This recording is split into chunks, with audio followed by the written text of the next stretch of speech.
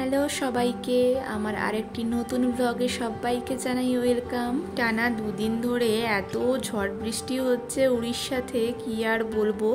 গাছের সব আম পড়েই গেছে একদম। আমরা যে বাড়িতে ভাড়ায় থাকি সেই বাড়ির এই পুচকু কত আম গুড়িয়েছে। একটা সময় ছিল যখন আমরা ছোট ছিলাম, তখন এরকম ঝড় বৃষ্টির দিনে বৃষ্টি কমলেই সঙ্গে সঙ্গে ছুটতে চলে যেতাম গাছের নিচে গিয়ে কত আম কুড়োতাম। একটা কথা আছে না যে বয়সের সঙ্গে সঙ্গে মানুষের ইচ্ছেগুলোও চলে যায়, সেই হচ্ছে অবস্থা। মশাই ফোন করে বলল আজকে যেহেতু এত বৃষ্টি হচ্ছে, তো বৃষ্টি ওয়েদারে আজকে রাতের মেনু কি হবে।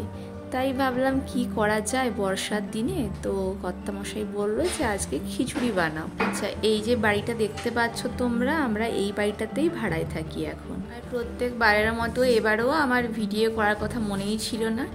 একদম শেষ মুহূর্তে মনে হলো যে ভিডিও করার কথা, তখনই একটু ভিডিও করলাম।